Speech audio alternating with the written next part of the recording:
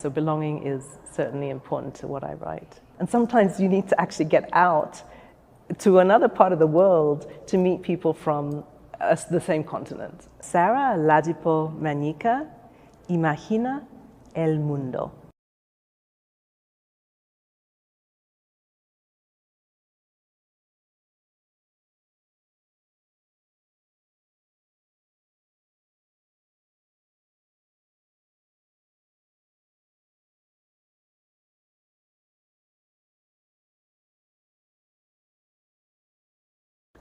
So, a question about the impact of colonialism and the role of politics and history in my stories. When I write, whether it is fiction or non-fiction, I'm really interested in, or I'm driven to write stories that I want to read but can't find. And Toni Morrison always said, if there's a story you want to read and can't find, you should try it. And so, to take In-dependencia, which has just come out here in Spanish, as an example, I really wanted to write a love story between two characters, one from Nigeria and one from England. I was not finding multi-racial love stories in the literature.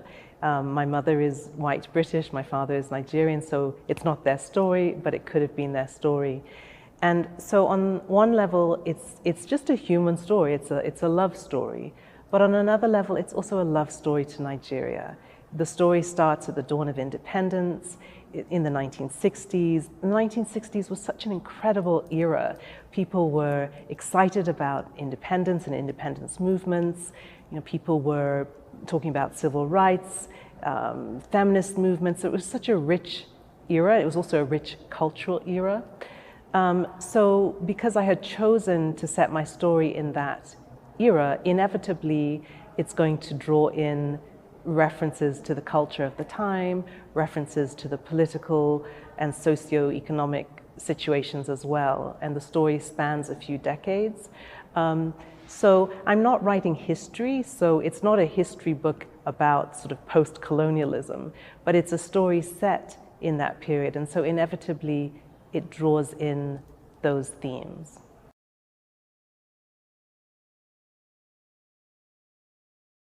Belonging is such an interesting, overarching theme, as you say. It's something I think about a lot personally, and it's something that comes into my writing.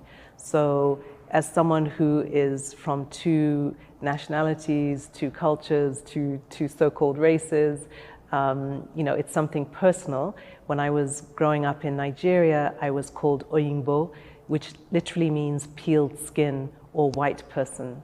And then when I moved to England, I'm called black. And then when I moved to France, I'm Arab. So, always othered in that sense. So my own history is one of never quite fitting in.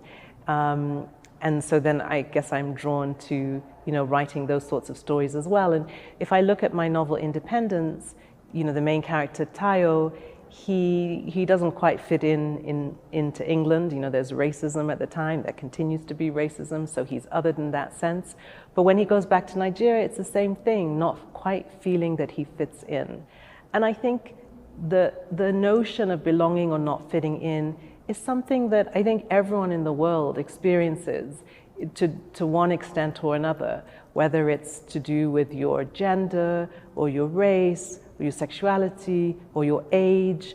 My second novel is about an older woman, and I was really interested in exploring what is it like to age, not only as someone who comes from a different culture, aging in America, but what is it like as an old woman, the way that societies in general other older people. So belonging is certainly important to what I write.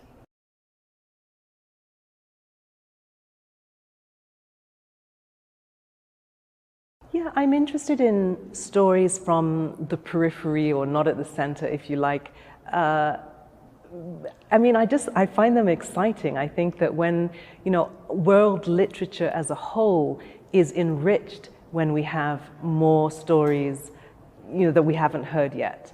So that excites me. And it excites me both in my fiction and in my non-fiction. So, I've spoken about independence and the experience of my characters with belonging, but my most recent book, Between Starshine and Clay, Conversations Across the African Diaspora, that is also bringing to the forefront stories from Africa, from Europe, from America, stories of people from the African diasporas, and stories that inspire me, stories of people who have faced all kinds of hurdles, barriers, whether it's racial barriers or whether it's the case of one of the people I write about, Evan Mawarire, governments, being opposed to what he was doing. He's thrown into prison, and they've come through these hurdles and, have lived lives and done things that have inspired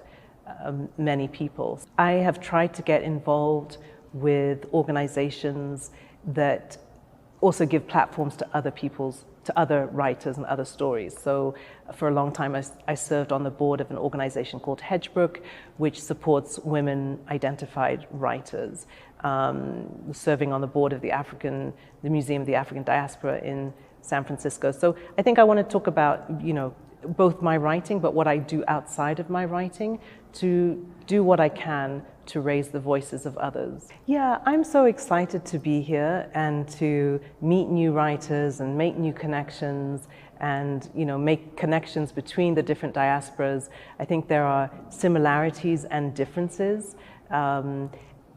It's interesting, when being in Mexico, I think I started to think back to my early 20s, before I started writing novels, and it was actually writers like Marquez, Neruda, Isabel Allende, so writers from Latin America that I read a lot of at that time, that in their own way inspired me to write stories set in, or at least partly set in Africa.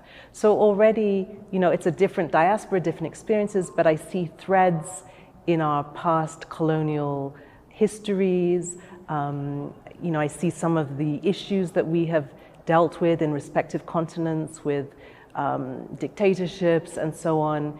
And so I have been inspired by literature from this continent. And I'm really excited now to, a lot of the literature I read was literature of the past in a way. I'm excited to read and know more about what people are writing today.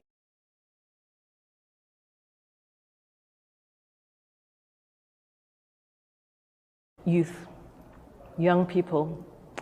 And I did one event this morning and just talking to students, their curiosity, their desire to see the world a better place, their willingness to question things that they have been taught, to think critically about things. I'm just always inspired by young people.